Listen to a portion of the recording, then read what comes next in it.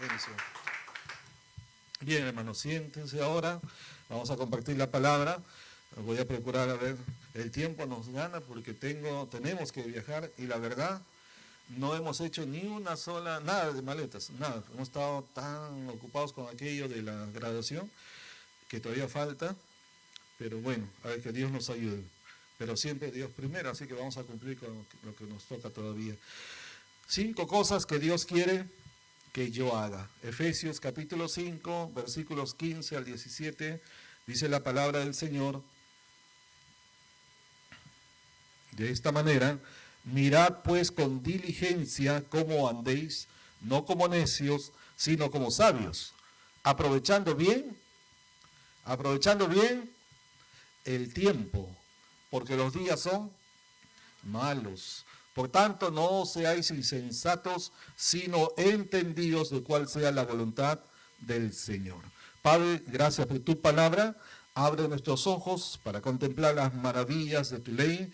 Háblanos, instrúyenos, edúcanos, transfórmanos por medio de ella, Señor. Encamínanos en el perfecto, Señor, en la perfecta voluntad y propósito que tienes para nuestra vida. Gracias, Espíritu de Dios. Abre nuestros sentidos espirituales, no solo para comprender, sino danos sabiduría para aplicar esta verdad de tu palabra en nuestra vida.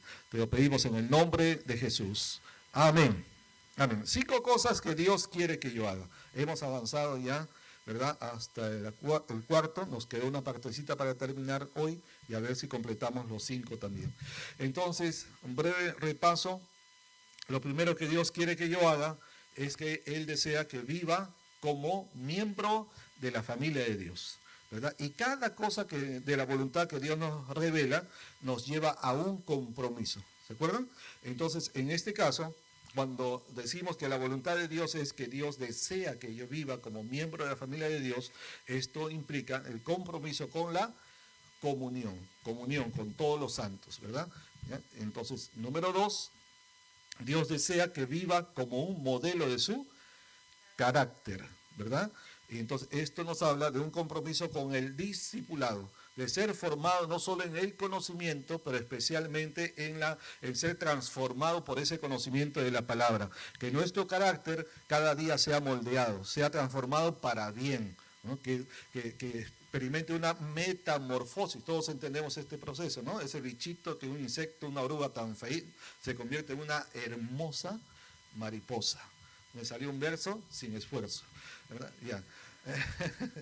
Entonces, Dios desea que viva como un modelo de su carácter. Aquí nadie nació con el mejor carácter del mundo. Nadie. Todos vinimos ya contaminados, contagiados con ese letal virus del pecado. Entonces todos, por lo tanto, necesitamos ser transformados, moldeados a través de la palabra y la obra del Espíritu Santo, en la medida que nosotros nos sometemos en obediencia humildemente al cumplir todo lo que vamos aprendiendo en la palabra de Dios. Amén. Si Dios dice perdona, perdonas. Si Dios dice sirve, sirves. Si Dios dice obedece, aunque no quieras, obedeces. Si Dios te dice no lo hagas, aunque ya dice ya no quiero más, ya me cansé de lo que sea. Pero si Dios te dice no hagas algo, entonces no lo hagas. Y en la medida que nosotros doblegamos nuestra voluntad a la voluntad de Dios, es cuando nuestro carácter va siendo formado y transformado. Si me doy a entender, digan un fuerte amén. Ok, entonces de ahí dijimos número 3. Esté ahora en la casa de Dios, gozando de la bendición, el privilegio y beneficios de ser hijo e hija de Dios. ¿Cuántos dicen amén? Entonces, por causa de que yo he recibido, también tengo un compromiso ahora de dar, así como recibí. Así como alguien me habló a mí, ahora yo debo hablar de Cristo a otros. Alguien oró por mí, yo debo orar para que otros también reciban a Cristo. ¿Me explico, hermanos? ¿Ya? Entonces ese es un compromiso con todos aquellos que aún no han nacido de nuevo, o también aquellos que se han apartado de la fe, ¿verdad? También algunos han experimentado esa experiencia de habiendo conocido a Cristo por motivos diferentes de la vida, ¿verdad? Se apartaron por un tiempo. Pero qué bueno que están de vuelta, pero ya usted tiene esa experiencia, saber lo que es vivir sin el Señor habiéndole conocido. ¿Es bonito? ¿Es bueno? ¿Le fue bien? ¿no? Me imagino que no, ¿no? Entonces, ¿conviene? Digan así. Si está de acuerdo, no conviene. Porque separados de mí, dijo el Señor, nada se puede hacer. Entonces, ya que lo sabemos, hay que decírselo también a otros, ¿no? Y ayudarlos, ¿ya? Ok, entonces habíamos hablado también dentro de este punto de que tenemos un gran desafío, ¿verdad? Es en este tiempo. ¿Cómo podemos cumplir ese mandato de ir y hacer discípulos a todas las naciones? ¿No? Y de ahí y predicar el Evangelio a toda criatura. ¿Cómo cumplimos con ese mandato en el tiempo actual? Porque los tiempos de hoy no son los mismos de ayer, y más con esta experiencia mundial generada por la crisis a causa del virus COVID-19, ¿verdad? Esta pandemia ha cambiado completamente el panorama mundial, la cosmovisión, las costumbres, la práctica, la vivencia diaria. Dígame si es cierto o no es cierto, o todos han vuelto a la normalidad. Ya no es la misma normalidad, por eso se habla de una nueva normalidad, ¿correcto? Que tampoco es normal. ¿Ve? Entonces, ¿cómo debemos hacer en ese tiempo? ¿Cómo la iglesia es llamada a cumplir esa misión de predicar el Evangelio en el tiempo actual? Este tiempo posmoderno, este tiempo contemporáneo, este tiempo post-pandémico en el cual vivimos. ¿Cómo vamos a cumplir con esa tarea? ¿Cómo vamos a hacer? Entonces yo les compartí un poquito, hay un libro que se llama Evangelismo en un mundo postmoderno, que es escrito por un pastor que ha desarrollado mucha investigación sobre lo que es la iglesia y la cultura. Es un pastor de Estados Unidos que está en Carolina del Norte. Él ha escrito por lo menos 20 libros sobre temas similares, ¿no? Entonces, una persona que ha desarrollado mucha investigación. ¿Tendrá algo para compartir, algo para enseñar fruto de tanta investigación? Me imagino y pienso que sí, ¿verdad? Él se llama James Emery White. James Emery White. Entonces, este pastor y escritor, entonces, nos da 7 menciones o 7 pautas para una estrategia efectiva de evangelización en este mundo postmoderno, el mundo actual. Amén. La semana pasada hablamos de algunos de ellos, vamos a mencionarlos todos hoy, ¿ya? Entonces, el primero es que nuestro acercamiento, método y estilo debería ser culturalmente relevante, es decir, de manera que cuando entramos a una cultura, a una sociedad, a un pueblo con costumbres, pensamientos, tradiciones, vivencias distintas, eso se llama idiosincrasia y cosmovisión, entonces nosotros tenemos que hacernos como ellos. Tenemos para ganarnos a ellos, ¿ok? No podemos entrar predicando el Evangelio, pero con nuestra propia cultura, porque tenemos que comprender y respetar la cultura del lugar donde vamos a llevar el Evangelio. ¿Me estoy explicando? ¿Ya? Eso es lo que hizo el Señor Jesús. El Señor Jesús dejó su reino, su majestad, su grandeza, todo lo que era, y vino y se hizo como uno de nosotros, se vistió como nosotros, comió lo que el hombre de su tiempo comía, vivió con ellos entre los más humildes de la tierra. Me estoy explicando. Se hizo a la cultura de la gente de su tiempo. Ese es el modelo encarnacional que el Señor nos muestra a nosotros. Eso es lo que se está haciendo en la misión allá en Huaral, por ejemplo, ¿verdad? Entonces no se está haciendo algo de que van y vienen, sino que ellos se quedan, conviven. Los hermanos que ahora se dio el informe de la obra en Huaral, ellos cuando van, si algunas hermanas están en la chacra, no hay tiempo para que los disipule, para hablar con ellos, para aconsejarles. Los hermanos van y se ponen a trabajar al lado de ellos en la chacra. Si tienen que arar, si tienen que sembrar, si tienen que regar, si tienen que cultivar, mientras que están trabajando, al mismo tiempo le están discipulando. ¿Me estoy explicando? Esa es la misión encarnacional. Uno se hace a la cultura de la gente. Uno no le puede decir, bueno, tú tienes que hacerte a mi cultura. No. Porque somos nosotros los agentes de cambio, somos nosotros los mensajeros que estamos llegando a un terreno ajeno, a una cultura diferente. Entonces entramos ahí, ¿verdad? No, esto no significa ni aprender, ni tampoco aceptar cuestiones de la cultura que son inmorales, que son ilícitas. Eso no significa. Por ejemplo, hay una cultura, no le voy a decir dónde es, pero existe esto, donde en esa cultura, miren el tiempo que vivimos y esto todavía se mantiene. En esa cultura, no se asusten de lo que les voy a decir. Cuando uno ingresa a esa población, la tradición cultural, la práctica cultural de ellos, llámese costumbre, es que a la persona que llega, el hombre, ¿verdad?, para expresar la hospitalidad, el padre de familia, el padre de la casa, le ofrece su propia casa para que se hospede. Le ofrece su propia cama para que se hospede. Y es un lugar muy frío. Y también le ofrece a su mujer para que duerma con él. No para otras cosas, sino porque es tan frío para que se caliente. Así es. Ya. Ahora, ¿qué hacemos? Porque estamos diciendo que uno se tiene que hacer a la cultura. Y entonces, ¿ahí cómo hacemos? ¿Ah? Y va un varón ahí. Y esa es la cultura. Entonces, ¿qué hacemos ahí? Ahí no, pues, ahí no. Y acá se iba a preguntar cuántos voluntarios hay. No, ahí no. O sea, en cuestiones como esas no participamos. Me estoy explicando. Entonces, ¿cuál es la salida? Hay varias alternativas. Una de ellas, por ejemplo, ¿verdad? Una de ellas es que vayan mujeres, pues. Porque con las mujeres no pasa eso. Otra alternativa es un varón de esa cultura, lo alcanzamos pero fuera de su cultura. ¿Sí?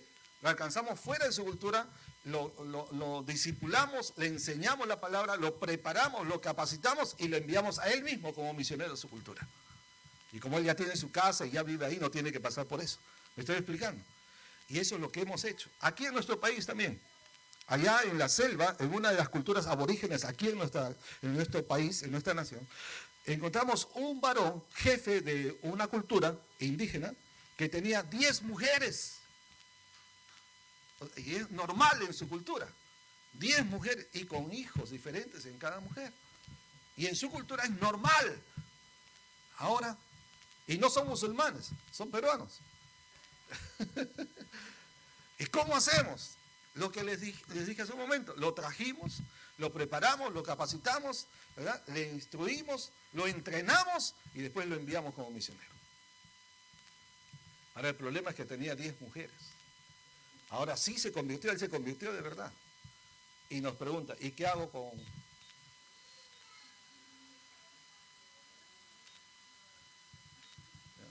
¿De verdad? ¿Qué hace? A ver, son 10. No puede volver a estar con las 10. Entonces, ¿qué hace? ¿Ah? Una rifa, sorteo. ¿Ah? Me estoy explicando, son situaciones que se viven, ¿no? Y oramos, pues, Señor, sabiduría, ¿qué hacemos? Y finalmente ya en oración dijimos, bueno, la primera, pues, la primera. ¿Ya? Y las demás ya tú despídelas, ¿no? ¿Ya? O sea, no es que se olvide su obligación como padre, ¿no? Con los hijos que dan, pero no puedes andar con 10 mujeres, solo uno. Y digan amén, porque me voy a preocupar, hermanos. Allá. Entonces, bueno. Y entonces así fue. Hoy en día, él es el pastor que tiene la iglesia más grande en su pueblo. Y por su ministerio, él sigue siendo jefe, pero como cristiano y como pastor, ha traído un enorme avance a su tierra, a su pueblo. Cuando yo fui porque me invitaron hace años atrás, fui allá, eran 2 días de viaje en Pequepeque, 2 días completos para viajar. Desde Pucallpa nomás, no desde Lima, de aquí a Pucallpa son 24 horas en bus.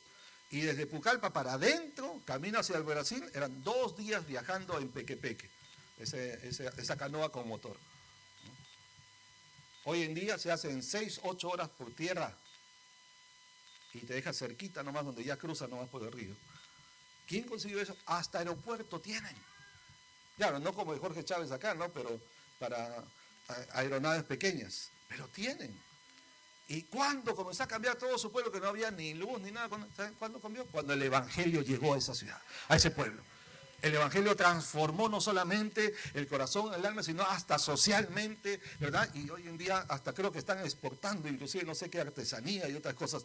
Esa es la bendición de Dios cuando la luz del evangelio llega a una ciudad, a un pueblo, a una nación, a una vida. Gloria al Señor. Amén. ¿Ya? Entonces, ya, déjenlo ahí. Entonces, por eso Pablo dijo, aunque soy libre y no pertenezco a ningún ser humano, me he hecho esclavo de todos para ayudar a salvar al mayor número posible de gente. Entre judíos me he comportado como judío para ayudar a salvarlos. Entre los que viven bajo la ley, me comporté como uno de sus seguidores para ayudar a salvarlos. Cuando estuve con los que no conocen la ley, me he comportado como uno de ellos. Lo hice para ayudar a salvarlos también a ellos, aunque en realidad yo nunca dejo de estar bajo la ley de Dios. En otras palabras, a todos me hice de todo, ¿no? Por causa de la misión que tenía, ¿no? De ayudar a salvarlos, predicarles el mensaje de salvación. ¿Ok? Sin aceptar, sin aprender ni practicar ya lo que es ilícito, inmoral, llámese pecado, ¿no? Pero nos hacemos culturalmente a ellos para alcanzarlos. ¿Se comprende, hermanos? Ya, muy bien. Lo otro, ¿verdad? Lo segundo que dice este pastor es que las relaciones deben ser construidas con los inconversos. Eso también hemos hablado. Para ganarnos a un inconverso tenemos que relacionarnos con ellos. Casi nadie le abre el oído, le abre el corazón a alguien que no conoce. Más en este tiempo, ¿sí o no? ¿Verdad? Entonces, para ganarnos el derecho a ser escuchados, tenemos que primeramente dar tiempo para oírlos a ellos, para conversar con ellos, para desarrollar una relación con ellos. ¿Me estoy explicando? ¿Sí? ¿Ya? En la historia de las misiones existen, por ejemplo, las misiones moravas. Eso sucedió hace varios siglos atrás. Entonces, los moravos que tenían como una estructura de misión, ellos cuando enviaban a alguien para la obra misionera, entre todos los discípulos, ¿verdad? Se oraban, hacían vigilias misioneras y en un tiempo muy dedicado a la oración, procuraban oír la dirección del Espíritu Santo para escoger a los que iban a ir a la obra misionera a un lugar específico. Entonces, después de haber orado, tomaban la decisión y se encomendaban a 2 para ir. ¿Y qué sucedía? Esos 2 les daban un mes para despedirse de su familia. Estoy hablando de esta misión específica, ¿no? De los moravos. Ahí lo buscan en el internet. Entonces, ¿por qué les daban un mes? Porque cuando ellos salían a la misión, salían para nunca más volver. O sea, se iban completamente de lleno entregados a la causa de Cristo. ¡Wow! ¡Qué tremendo!, ¿no? Claro, estamos hablando siglos atrás, porque no había avión, no habían esas cosas que hoy en día sí hay. ¿Ya? Entonces, y la manera de hacer misiones era que ellos, una vez que iban, ellos no predicaban inmediatamente. Lo primero que tenían que hacer era que tenían que construir su propia casa, ¿no? Estamos hablando de pueblos indígenas que con los materiales de los árboles, ¿verdad? De las hojas y todo eso se hacen, o el barro, se hace en la casita. Ellos tenían que hacer su vivienda de acuerdo a la costumbre y al modelo que tenían en esa cultura.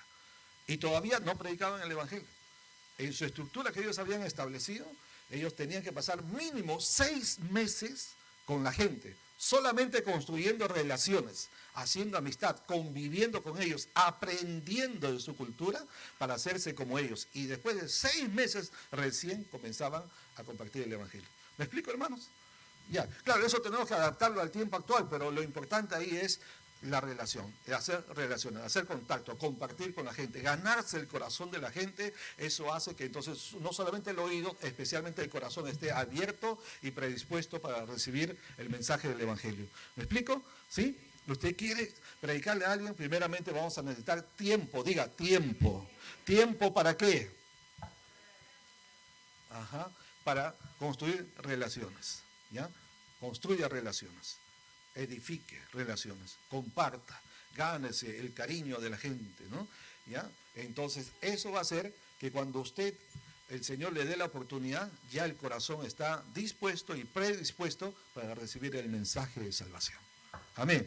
Ya, ese es número 2. Número 3, en cuanto a las pautas, ¿no? Para predicar el Evangelio efectivamente en un mundo postmoderno, dice que el evangelismo debe ser entendido como un proceso y evento con un renovado énfasis sobre el proceso. Es decir, que no sea solamente el acto de predico el evangelio y chao, me voy, ¿no? O sea, ya le prediqué y ya, bueno, si aceptaste bien, si no aceptaste también, ya, ese es tu problema, como quien dice, yo me olvido, ¿no? Como, eso es medio lavada de manos tipo Pilato, ¿no? O sea, yo ya cumplí. No. O sea, el proceso, y la semana pasada hablamos de eso, implica toda una estructura también, un programa. Y yo les hablé de eso, ¿se acuerdan? Le dije, todo comienza con la predicación. Predicamos el Evangelio, alguien va a aceptar a Cristo, entonces se convierte en una nueva criatura, un nuevo convertido, un nuevo un integrante del reino de Dios. Entonces, esa persona que ha nacido de nuevo, luego tiene que venir al bautismo, ¿correcto? Porque eso es lo que la Biblia dice, crea y bautícese. ¿Sí? ¿Estamos? ¿Amén? ¿Ya? Entonces entra al bautismo. Una vez que está bautizado es parte ya formal, digamos, espiritualmente de la iglesia de Cristo. Viene a ser miembro de una iglesia. Entonces a ese nuevo miembro, ¿verdad?, que ha sido bautizado, se le debe discipular. Así que el siguiente paso es que debe ser un discípulo. O más bien debemos hacerlo discípulo. Porque ese es el mandato. Id y haced discípulos. Nadie llega a ser discípulo automáticamente por haber nacido de nuevo. Lo digo otra vez. Nadie de manera automática se convierte en discípulo solamente por haber nacido de nuevo, haber aceptado a Cristo Jesús en su corazón. Por algo dijo el Señor, id y predicad el Evangelio, uno, y por otro lado, dos, dijo, haced discípulos. Haced viene del verbo hacer, ¿correcto? ¿Correcto? ¿Sí? Entonces hay que trabajar para hacer un discípulo. Y toma tiempo. Toma tiempo. Otra vez diga tiempo. Tiempo para convertir a una persona en un discípulo. No solamente alguien que creyó en Cristo, sino alguien que sea fiel a Cristo. El discípulo tiene tres marcas. ¿Cuáles son? ¿No? Al discípulo se le conocía ya desde esos tiempos por tres marcas distintivas. Número uno, el discípulo aprendía de su maestro. Número dos, el discípulo imitaba a su maestro. Número tres, el discípulo seguía a su maestro. ¿Ya? Entonces, cuando usted ve esto que consigue en una persona, entonces usted dice, ya tengo un discípulo. Aprende de su maestro, no de cualquier maestro, no de todos, de lo que sea, no, su maestro.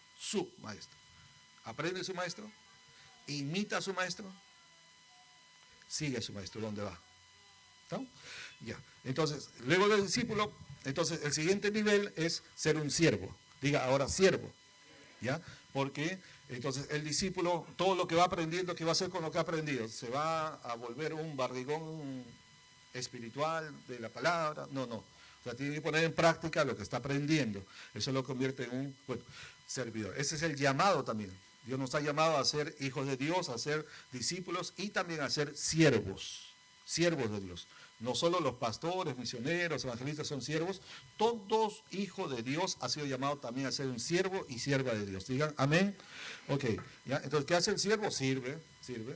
Y sirve de acuerdo a sus dones, a sus capacidades, al llamamiento y habilidades que Dios le ha dado.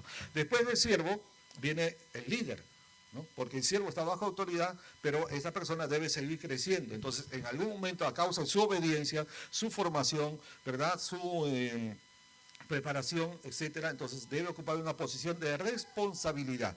¿Ya? Entendemos la concepción del líder cristiano no como alguien que está para mandar, para dirigir, para ordenar, sino en el sentido de una responsabilidad que se le asigna, pero continúa siendo siervo. Se le delega autoridad, por eso es un líder, pero nunca deja su condición de siervo. ¿Estamos? Por eso el concepto es de un líder siervo, o un siervo líder también. ¿Okay? Entonces, luego del líder viene, entonces el siguiente peldaño, el siguiente escalón es el ministro, ¿verdad? Entonces, ya un ministro también es un servidor, y de hecho ministro significa siervo también, pero en otro nivel. Y es una persona que, por un lado, ha sido capacitado específicamente, especialmente en un área del ministerio, por eso es ministro, ¿verdad? Y a la vez es una persona que ya ha dedicado, ¿verdad?, ha respondido al llamado de Dios y dedica su vida a lo que se puede decir un servicio a tiempo completo o en algunos casos a medio tiempo, pero una dedicación directa, responsable, en respuesta a un llamado de Dios y al propósito de Dios para su vida, dedica su vida a esa obra. Por eso que todo pastor es un ministro, porque está dedicado a esa obra del ministerio en la pastoral, ¿no? Todo profeta maestro de la palabra que está dedicado a eso también es un ministro. Me estoy explicando. En el Antiguo Testamento los ministros eran sacerdotes y profetas, ¿verdad? En el Nuevo Testamento son pastor, maestro, evangelista, profeta, apóstol, los misioneros también que están dedicados de lleno en la obra del Señor. Ahora bien, entonces algunos dirán, pastor, entonces yo no puedo ser ministro porque yo no estoy, ¿verdad?, dedicado de lleno a la obra del Señor. Bueno, hay algunos casos que debemos tener presente. Algunos sirven a dedicación exclusiva, como es el caso nuestro, o sea, toda nuestra vida, todo nuestro tiempo, día tras día, está por entero dedicado a la obra, a Dios primero y a la obra del Señor. Estamos, ¿verdad? Y hay otros que dedican un tiempo, eso es lo que se llama a medio tiempo. Y hay otros que, aunque no tienen ni tiempo completo ni a medio tiempo, sin embargo, también tienen un llamado ministerial, ¿no? Siempre entendiendo ministerio como servicio. ¿Me están siguiendo, verdad? ¿Ya? Entonces, la concepción que tenemos como iglesia es que todos los miembros de la iglesia, todos deben aspirar a esto, ¿ya? Y es la responsabilidad también de parte de nosotros, que todos deben ser formados para llegar a tener el nivel, la capacidad, el conocimiento, la formación y la experiencia de un ministro, aún si no fueran a ocupar un ministerio dedicado a tiempo completo o medio tiempo. ¿Me explico? ¿Sí? Entonces, todos ustedes deben aspirar a llegar a ese nivel de ministro de Dios aún, porque eso no depende de nosotros. La Biblia dice no depende del que corre ni del que quiere, sino de Dios quien tiene misericordia. Ni el pastor, ni la iglesia, ni la universidad, ni el instituto bíblico les da el llamado, les da el don de ser pastores, evangelistas, profetas, o lo que fuera, que está en la palabra, ¿verdad? Eso solamente viene de Dios. Solo Dios puede hacerlo, ni yo ni nadie. Y el que se atreva a hacer eso o decir eso, que tiene la capacidad de hacerlo, no es bíblico, no es fiel a las Escrituras, y cuidado con aquellos, ¿verdad? Ya, porque solamente Dios puede constituir. Por eso Efesios 4:11, hablando de Cristo, dice, y Él mismo, está hablando de Cristo, Él mismo constituyó apóstoles, profetas, evangelistas, pastores y maestros. ¿Ya? Entonces, ser constituido, ser llamado y constituido al ministerio viene de Dios y de nadie más, es exclusivo de Dios. Lo que nosotros hacemos, seamos pastores o sea la congregación, es reconocer en la persona ese llamado de Dios, ¿no? Lo reconocemos en el sentido de que digamos, avalamos, estamos de acuerdo, vemos, ¿verdad? Y aprobamos que es un hombre o una mujer que ha sido aprobada por Dios, ¿no?, para este ministerio o algún ministerio específico. ¿Me doy a explicar, hermanos? ¿Sí? Ok. Pero es nuestra responsabilidad que todos nosotros, a medida que vamos avanzando en el tiempo, en la fe, en nuestra vivencia, tengamos la capacidad de un ministro de Dios. Y aunque sea un miembro de la iglesia, un miembro que nunca se dedique por completo, pero su formación, su conocimiento, su experiencia, su práctica, su vivencia, debe estar al nivel de un ministro. Entonces, uno de ustedes, aun si no fuera pastor, y se para aquí, o se para en algún lugar, usted habla, usted se maneja, usted se expresa, usted tiene el conocimiento y la formación de un hombre y una mujer capacitado por Dios a un nivel de ministro. Esa es la meta. Es ahí donde deben mirar. ¿Aló? ¿Ya? ¿Ok? Entonces, ¿ven cómo va avanzando? Y después ya viene entonces la reproducción, ¿no? Nos reproducimos. ¿Ok? Entonces, cada uno debe reproducirse en otro. El pastor se reproduce en otro pastor, ¿no? El profeta debe producir otros profetas, ¿no? Obviamente ya hemos dicho, nosotros no damos los ministerios, pero es decir, formamos, los preparamos, los capacitamos, transmitimos el conocimiento, la vivencia, la experiencia.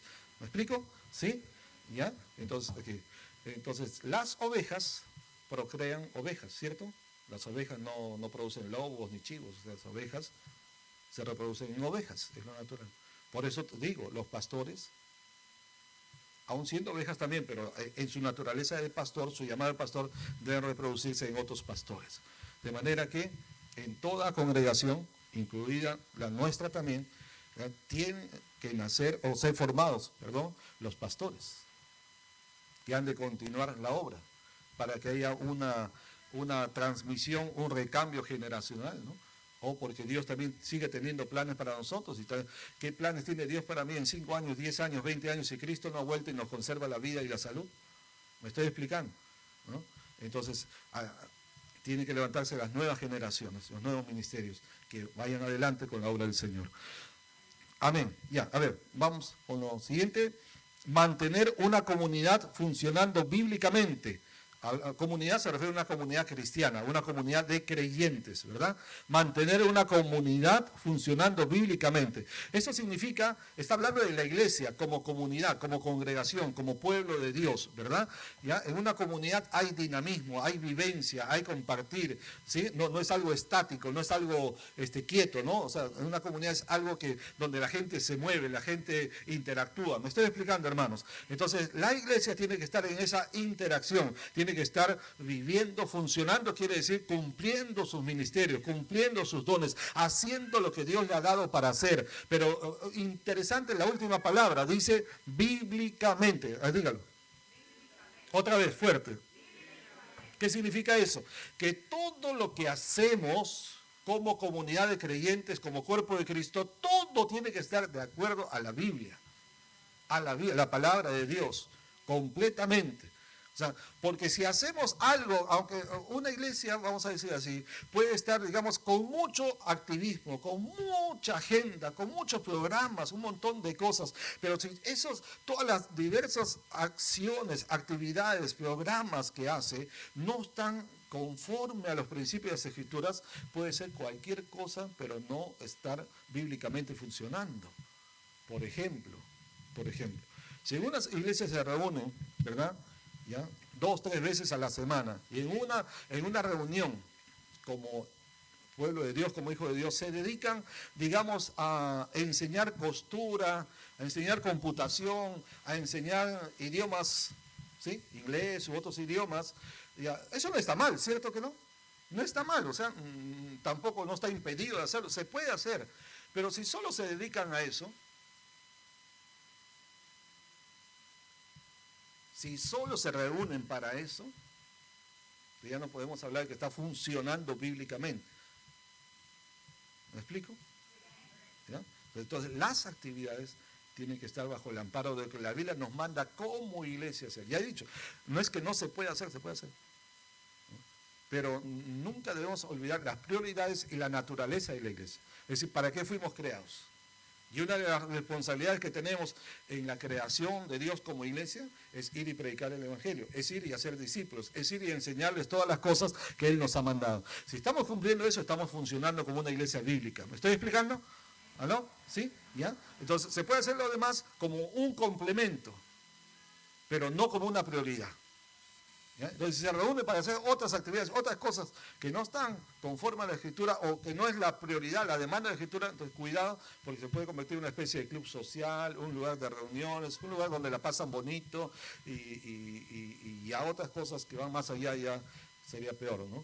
Como un día estuve en un lugar, no aquí en el Perú, en otro país, y el motivo principal de que se reunían no era el culto, aunque había culto. Pero toda la gente estaba esperando que termine el culto porque eso era lo mejor. Textualmente fue lo que dijeron desde el púlpito. Terminó el culto, dicen amén, y el que está al frente dirigiendo todo, la cabeza dice, ahora viene lo mejor. Textualmente dijo eso. ¿Qué? Y el culto para Dios, que no era lo mejor entonces. Quisiera no contarles lo que vino después. Estoy seguro que ustedes quieren saber. Por el don de la sospecha creo que ustedes quieren saber. Como no hay tiempo, ya será la próxima semana. O a la vuelta ya. No, ¿verdad? No, la otra ya, ¿no? Carlitos cuando vuelva, ¿no? Amén. Gracias, Carlos, por apoyar. ¿Sarela? Ahorita. Y Sarela todavía no se aguanta, ¿no? Ya les voy a decir, no es bonito, ¿eh? No es nada bonito y no sé si se puede editar. No sé.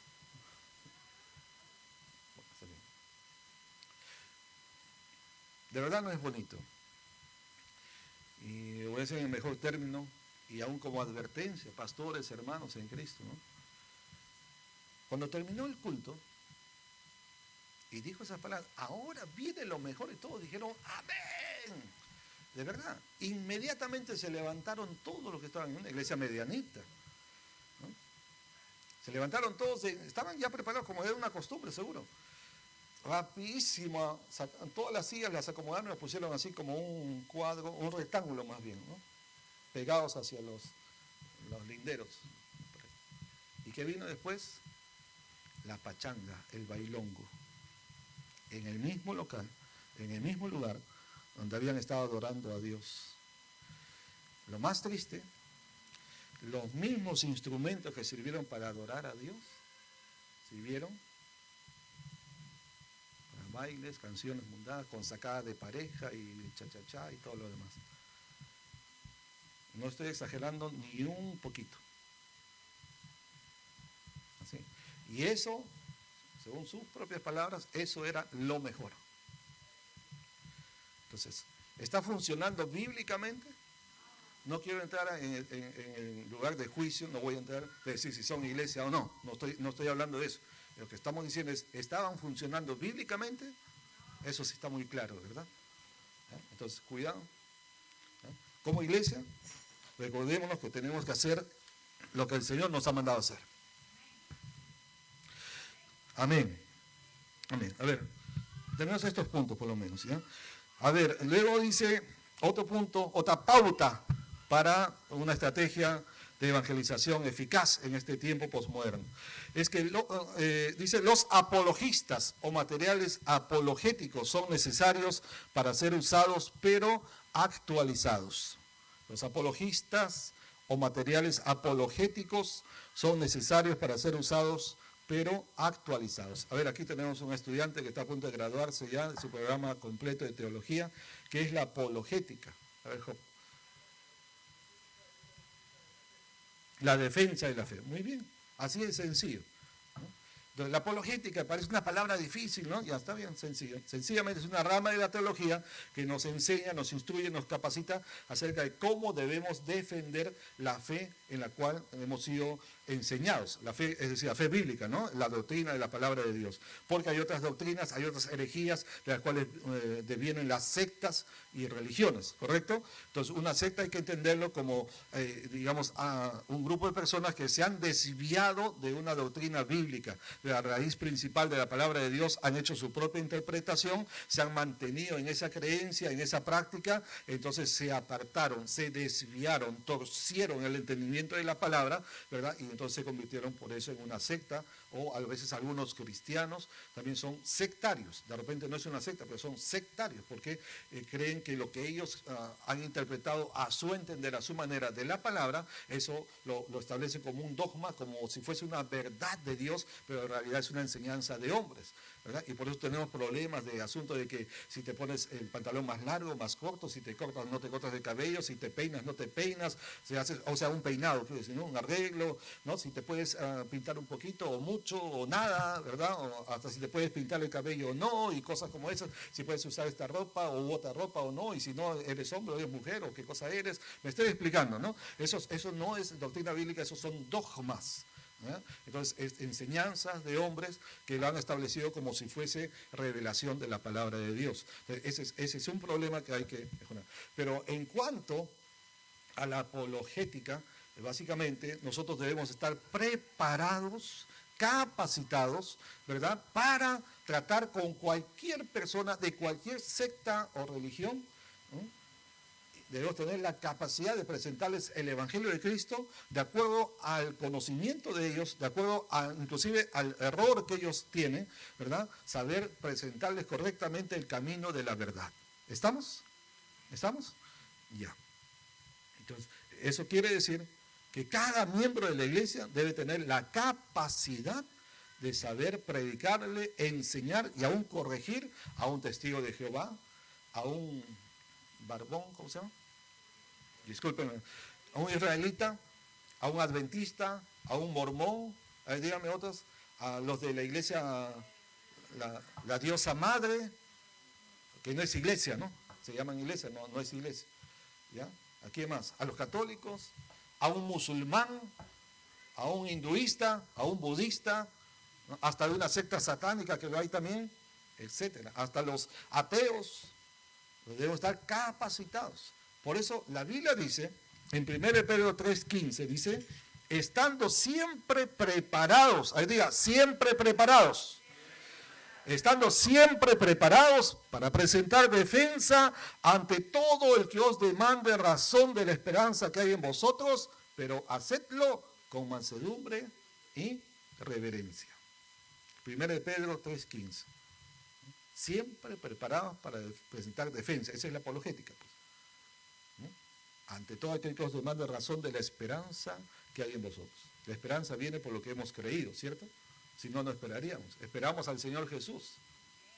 Pero ¿por qué lo esperamos? Porque hemos creído en su palabra, que nos ha prometido que Él viene por nosotros. ¿Ve? Entonces lo esperamos. Esa es nuestra esperanza viva. ¿Ve? Ok.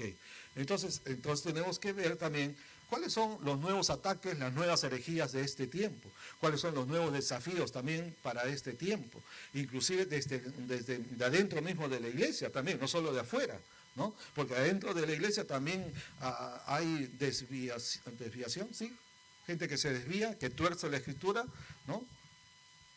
Hay también corrupción, hay inmoralidad también, como se dice, no se puede tapar el sol con un dedo, porque está compuesta de seres humanos que pueden fallar y otros que fallan voluntariamente, conscientemente, ¿verdad? Entonces, por ejemplo, algunas cosas les digo acá que escribí, ¿no? La iglesia va a tener que lidiar ahora con nuevos desafíos, nuevos enemigos, nuevos ataques, nuevas herejías. Uno de ellos es, por ejemplo, los nuevos mesías. Los nuevos mesías. ¿Qué es un mesías? El mesías en el sentido bíblico, ¿no? Literalmente significa el ungido, se refiere a Cristo directamente como el Salvador, el Redentor, aquel que fue ungido para, tomar nuestro lugar, ¿sí? Ocupar nuestro lugar en la cruz, donde nosotros debíamos haber muerto, Él tomó su lugar. Pero es el Mesías Redentor, es el Mesías que nos liberta, ¿verdad? Es el Mesías que nos redime, es el Mesías que trae junto con eso la bendición, la iluminación, ¿verdad? Todo lo que proviene del cielo para nosotros. Me estoy explicando, hermanos. Entonces, cuando hablo de los nuevos Mesías, es cuando alguien se atribuye a sí mismo, ¿verdad? Sea que lo diga o no lo diga, pero en su práctica ministerial se atribuye ser como el agente, el medio por el cual la bendición de Dios va a llegar solo a través de ellos. El que se atribuye o se cree que tiene la única revelación, que tiene el único que por su poder, por su mano, por su conocimiento, por su unción, por lo que sea, ¿verdad? Es el único por el cual la bendición, el poder, la unción, la provisión, lo que sea de Dios, solo por Él va a ser transmitido al pueblo. O sea, si usted quiere algo de Dios, venga a mí. No vaya a Cristo, venga a mí. Porque yo soy. ¿Me explico? Cuidado con eso. Eso es lo que yo le llamo los nuevos mesías. Cuidado con eso. Los que se promocionan así, los que se exaltan a sí mismos, los que en vez de llevar a Cristo a las personas, no solamente estamos hablando para que conozcan a Cristo porque no han nacido de nuevo, estoy hablando en general, hasta los miembros de la iglesia, hasta otros ministros del evangelio, ¿verdad? Dice, tienes que pasar por mí si quieres la bendición. Pero antes de eso, como dicen criollamente, chántate, ¿no? Todos se comprenden, ¿no? ¿Qué significa eso, no? Por eso son los mesías. Si me tocas, todo te va a ir bien, todo te va. Pero primero, saca tu chequera, saca tu billetera, saca tu tarjeta, pues acá también tengo post ahora, ¿no? Sí, ahora hay ministros que andan con su post, ¿sabían? Ya, no, en serio. Y yape, ¿no? Ya, ahí tiene experiencia, ¿ve? Ahí está. No. Muy bien, Liz. Así es, así tiene que ser. Servimos a Dios de vocación, sin interés, de verdad, desinteresadamente. Amén. Y la bendición Dios la da, ¿no? Por su bondad y por su fidelidad. Entonces, los nuevos mesías. Otro problema que tenemos es actualmente que tenemos que lidiar es con la ideología de género. La ideología de género, o sea, y es algo que no se puede ocultar, es algo que no se puede dejar de hablar, de tratar, y es algo con lo que la iglesia va a tener que convivir, o sea, no va a desaparecer, ¿no? Está ahí, y a pesar que ya se ha aprobado en el Congreso, ¿verdad? A pesar que ya se ha dictaminado y ya se ha publicado inclusive la ley donde se reconoce que los padres de familia, y gracias a Dios por esa, se dieron cuenta, ¿no? Recientemente, hace pocos días sucedió eso, ¿ya? Entonces ya se promulgó la ley donde los padres tienen autoridad por la ley de revisar el contenido de lo que se va a enseñar a nuestros niños. Somos uno de los pocos países en América Latina y en el mundo donde todavía se mantiene esta independencia, ¿verdad? Donde los homosexuales, toda esta comunidad LGTBIQ y más, ¿verdad? Quieren meter su ideología en los textos de enseñanza para enseñarles a los niños de 3, de 4, de 5 años, desde esa tierna edad, que ellos pueden decidir si quieren ser mujercitas, quieren ser hombres. Si tú naciste hombre, puedes ser mujer porque tú te sientes mujer. Quieren confundirlos, pero no, en realidad no confundirlos, quieren pervertirlos, ¿no? Y gracias a Dios, ¿verdad? La oración de la iglesia también y la acción de algunos cristianos que están ahí trabajando, entonces se ha logrado esta ley. Y sin embargo, a pesar que ya es ley, siguen molestando, dicen no, pero todavía no, todavía se puede derogar esa ley, etc.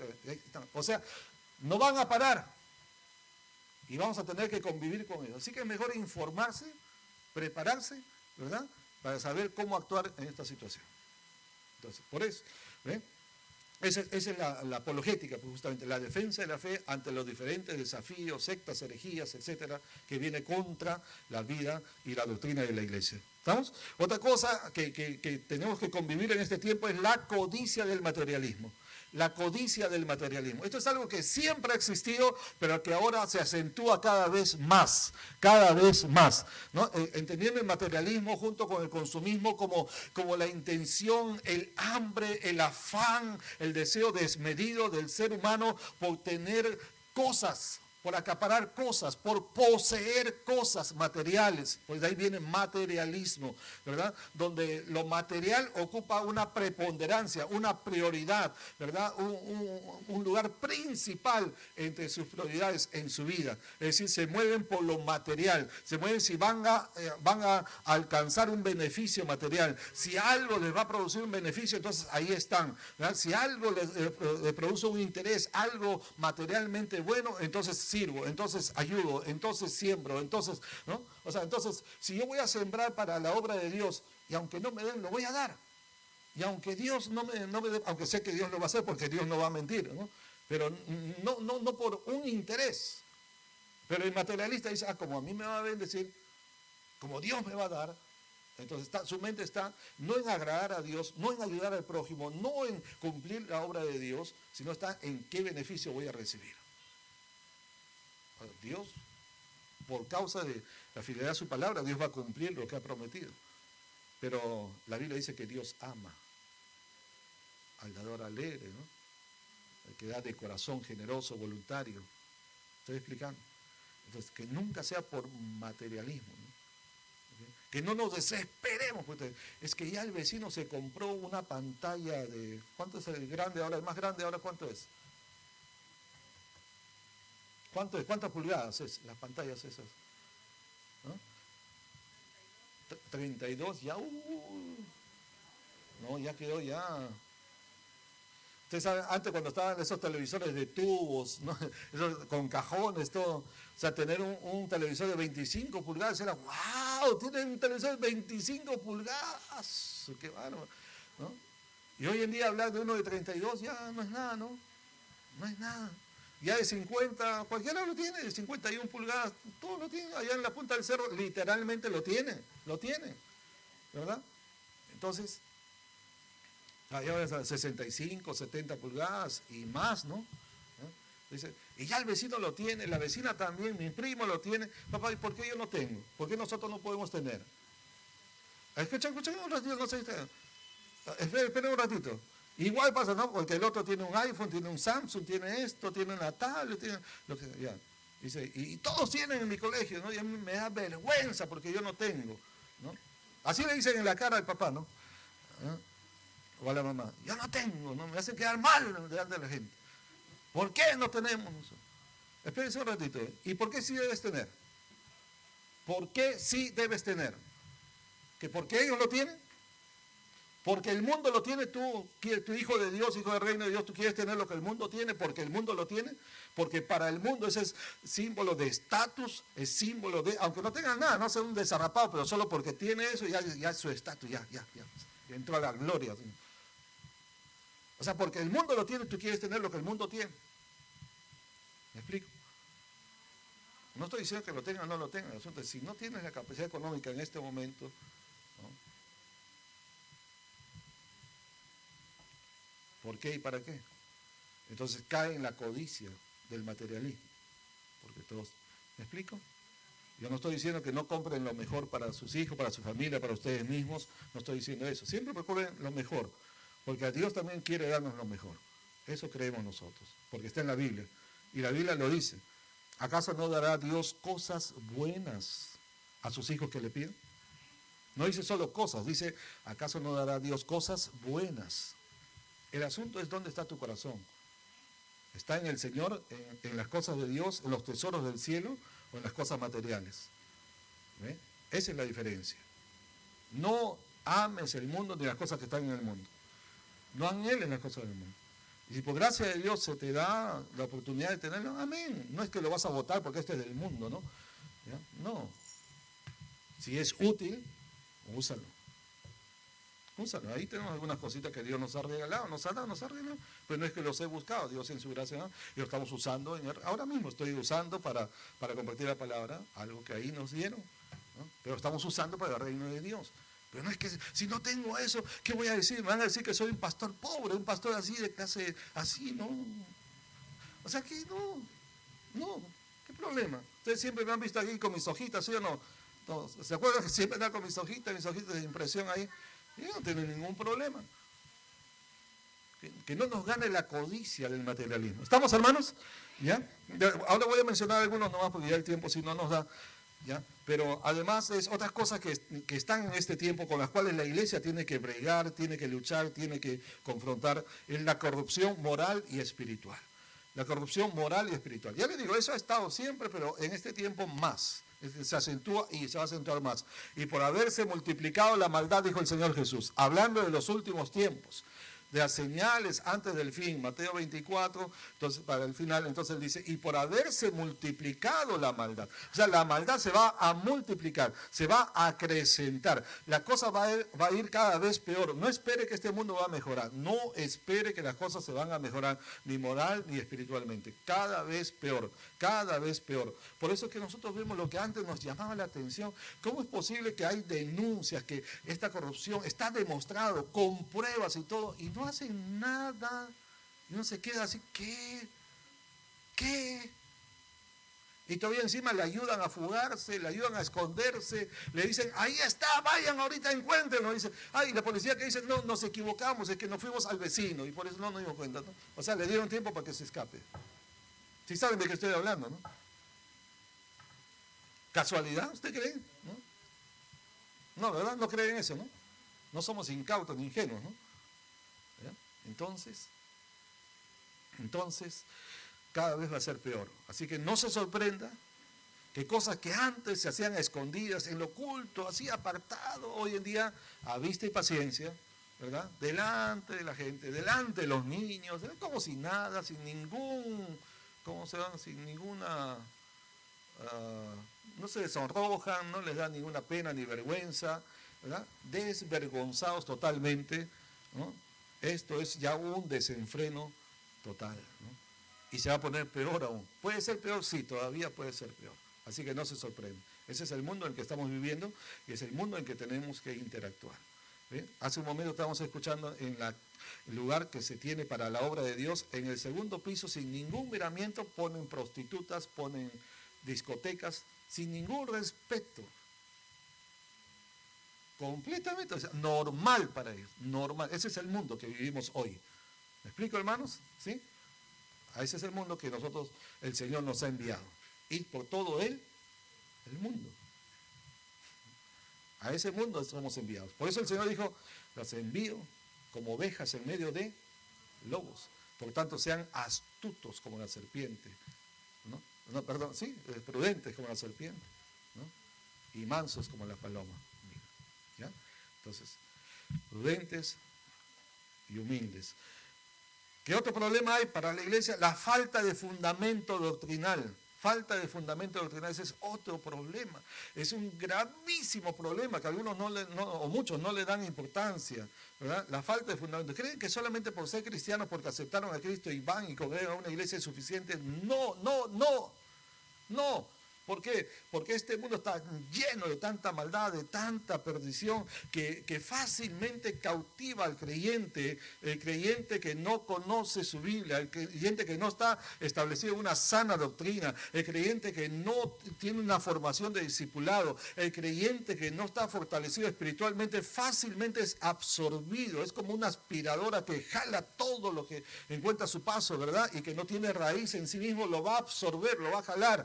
¿Me estoy explicando? Entonces el creyente que no está bien enraizado profundamente en la verdad de la palabra de Dios va a ser absorbido por todas estas corrientes, todas estas inmoralidades, estas prácticas indecentes, deshonestas, ilegales, inmorales. ¿Aló? ¿Sí? Vamos.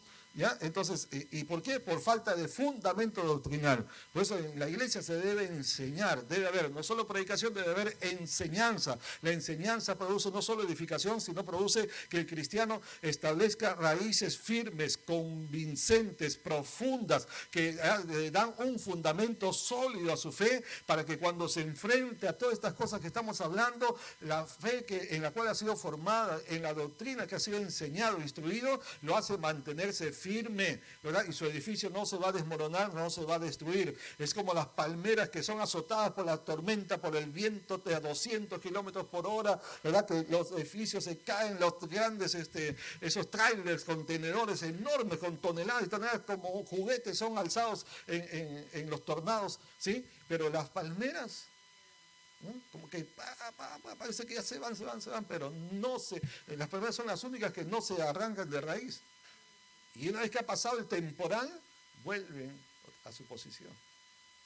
Nuestra fe va a ser probada por tormentas de la vida, tentaciones de la vida, ofertas del mundo, etcétera, etcétera. Y entonces, si está bien formado doctrinalmente en la palabra, bien enseñado, bien instruido, no caerá. No caerá. ¿No? ¿Ya? Entonces, ¿qué más? Dos cosas más. El desinterés por el servicio vocacional. El desinterés por el servicio vocacional. Eso es algo que ya no se está viendo mucho en las iglesias. Antiguamente, casi todos los años, estoy hablando hace 30 años más o menos para atrás, era muy común que en las iglesias cada cierto tiempo había una especie de llamado, no a los nuevos, sino a la gente que ya es de la iglesia, un llamado vocacional. Es decir, se predicaba y se llamaba a gente, hermanos de la iglesia, hombres y mujeres que quisieran consagrar su vida para servir al Señor. Era muy común ver en muchos cultos, en muchas congregaciones esto, ¿verdad? Se predicaba, se hacía un llamamiento y estas personas, estos hermanos, en respuesta a un toque de Dios, un llamado de Dios, una decisión voluntaria, entonces decidían, ¿verdad?, entregar su vida para servir a Dios. Eso significaba renunciar a muchas cosas y dedicarse al servicio. Estos eran los candidatos que entonces entraban a los institutos bíblicos, a los seminarios bíblicos, a capacitarse en Biblia, en teología, en ministerio para el servicio de Dios. Ahora, eso, díganme, ¿cuántos de ustedes están viendo en las iglesias en el día de hoy? ¿Ha visto? ¿En el culto? ¿En internet? ¿En algún lugar? No se ve. Y hay un desinterés. Eso es lo que yo le llamo desinterés por el servicio vocacional. Vocacional significa que sirvo por vocación, por amor. No porque me van a pagar, me van a dar o voy a ocupar un estatus. Y qué bonito sonaría que diga pastor, póngale su nombre, ¿no? O pastora, o ministro, póngale su nombre. ¿No? Entonces, no, es porque amo al Señor. Y quiero servir al Señor. Mira qué lindo ejemplo. Ayer estuvimos en una iglesia en Lurín, donde está nuestro amigo el pastor Edilmar Ruimarachín, la Iglesia Evangélica de Cristo del Perú a las Naciones. Sus siglas son IEPNA. Y ayer tuvimos la sustentación de tesis, donde estuvo nuestro hermano Job y como unos 30 más. Estuvieron haciendo su presentación, su defensa de tesis, ¿verdad? Y hemos estado desde qué hora, Job? 10 de la mañana. ¿Hasta qué hora? ¿Hasta qué hora? Hasta las 10. De 10 a 10 todo el día. Todo el día. Ahí comimos, ahí tomamos cafecito, todo, pero hasta terminar. ¿Ya? ¿Y a qué me refiero? Lo bonito fue esto, que el pastor de la iglesia que nos prestó sus instalaciones, no solamente nos prestaron todas las facilidades, sino que además trajo su equipo de servidores. Y los hermanos, Raquelita también estuvo ahí, hasta hermana Raquel de la iglesia, ¿verdad? Y todos los hermanos que el pastor convocó estuvieron las 12 horas, pues de 10 a 10 son 12 horas. El día completo, es un día sábado, día de trabajo para muchos. Y desde la mañana hasta la noche, hasta terminar, el pastor con todos sus servidores estuvieron sirviéndonos vocacionalmente. Unos en la cocina, otros llevando, trayendo las cosas, otros, inclusive hasta habían hermanos especialmente dispuestos a estar afuera cuidando los carros de los diferentes pastores, hermanos, que llevaron su movilidad. Todo el día completo, ¿no? En todo. Habían por lo menos unos 15 más o menos, ¿ya? ¿Qué les parece? Y nadie dijo, pastor, ¿y mi paga, mi ofrenda, mi día de trabajo, mi jornal? No. Eso es lo que llamamos servicio vocacional, por amor al Señor, ¿no? Y por amor a la obra del Señor. ¿Cuántos dicen amén? ¿Ya? Y eso es lo que enseñamos aquí también, ¿no? Dar al Señor lo mejor de nosotros. Claro, cada uno tiene que tener pues su medio de subsistencia. Obvio, no estoy diciendo abandone su trabajo, pero cuando tenga la oportunidad, sirva al Señor. Tenemos que hacer ahora esto que hace un momento hablamos de la misión allá en Huaral, ¿no? Usted disponga un día cuando pueda para ir a servir. Vaya, ¿no? Otros dispongan un día para orar, pero así como un ministerio, ¿no? Como una responsabilidad que tiene. Interceder por la obra. Ahí hemos apuntado los puntos que necesitamos poner en intercesión. Otros que no pueden, de repente, en esas áreas pueden donar, ¿no? Cosas que sirvan para la obra que está allá en Huaral, etc. ¿Estamos? Ya. Y la última cosa que la iglesia está pasando y tiene que pasar es la falta de recambio generacional ministerial, así le llamo. La falta de recambio generacional ministerial. Y eso es como pasar la posta a la nueva generación. La falta de recambio generacional ministerial es un gran problema que, así como ahora aquí en Perú y en varios países se está hablando de la problemática de la falta de fertilizantes, porque si no hay fertilizantes no puede haber nueva producción, ¿sí o no?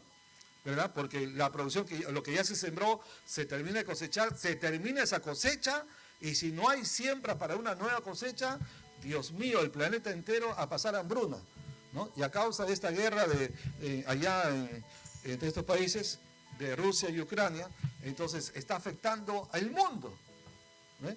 Entonces, y si no hay esos fertilizantes para la agricultura, entonces, ¿dónde va a estar el recambio, ¿no? La nueva cosecha. ¿Me están siguiendo? ¿Sí?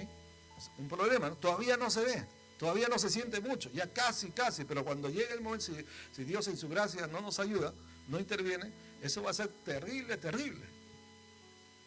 A ver, usando esa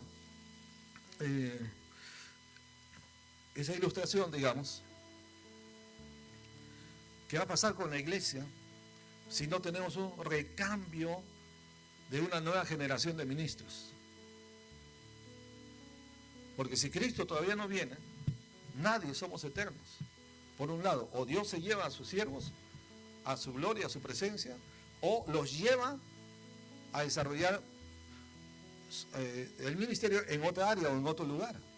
¿Y qué pasa cuando un ministro ya no está en el lugar? ¿Se han puesto a pensar ustedes mismos, aquí en esta congregación y los que nos oyen, qué pasaría con su congregación si usted ya no está? Si yo no estuviera, si Dios en su voluntad quiere llevarme a cualquier lugar, ¿están listos para asumir? ¿La iglesia va a seguir funcionando? ¿Hay alguien que se ponga al frente, va a tomar la posta? ¿Me estoy explicando?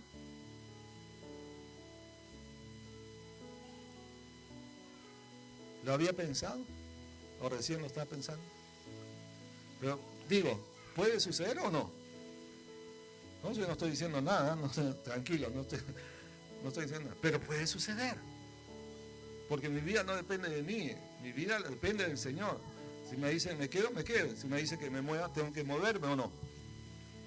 Pregunto, si Dios me dice que tengo que moverme, ¿debo moverme, sí o no? Amén. Amén, claro que sí. Entonces, alguien tiene que tomar la posta. ¿Ven? Por eso es importante. Y eso es para todo ministerio. No solo eso. Miren, los hombres de Dios, llamados grandes hombres de Dios, de nuestro tiempo, que ya partieron con el Señor, ¿no? Grandes hombres de Dios. Hablemos, hermano Luis Palau, tremendo evangelista. Hablemos a nivel latinoamericano, G. Ávila. Ahí díganme. Ya no están. Ya no están.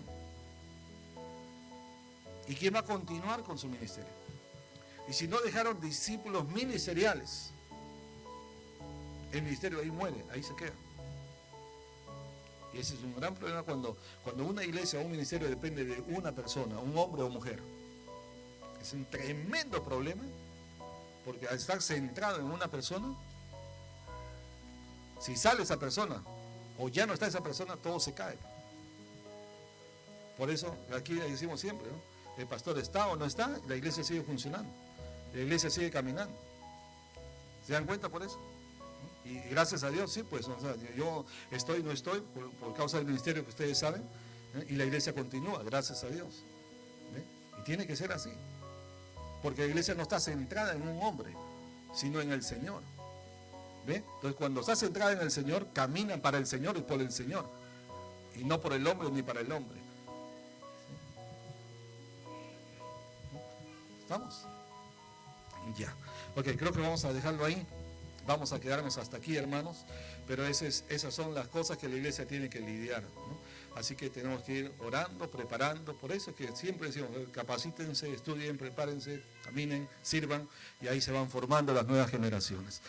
Demos gracias al Señor. Quiero que ahí sentaditos hagamos una oración para terminar esta parte. Señor, te damos gracias en el nombre de Jesucristo por la palabra que recibimos hoy, Señor.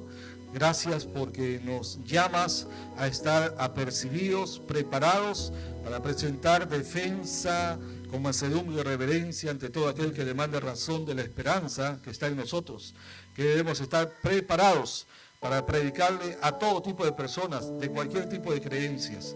Ayúdanos a crecer de tal manera que realmente lleguemos a ser, Señor, estar en el nivel de un ministro tuyo, Señor, dispuestos para toda buena obra. Ayúdanos. Dígale usted también, dígale, Señor, ayúdame. Y dígale también, Señor, me comprometo a seguir creciendo. Dígale de corazón, de verdad, me comprometo. No me voy a quedar donde estoy. Tu obra es tan grande, hay tanta necesidad, hay tanta necesidad. La mies es mucha, los obreros pocos. Permíteme ser de esos pocos, Señor, obreros, pero que sea un obrero capacitado, un obrero preparado, un obrero instruido, preparado por ti para toda buena obra. Señor, ayúdame a hacerlo. Gracias, Padre. Señor, traiga fruto de la predicación de esta palabra. Te lo pedimos en el nombre de Jesús. Amén. Amén. Gloria a Dios.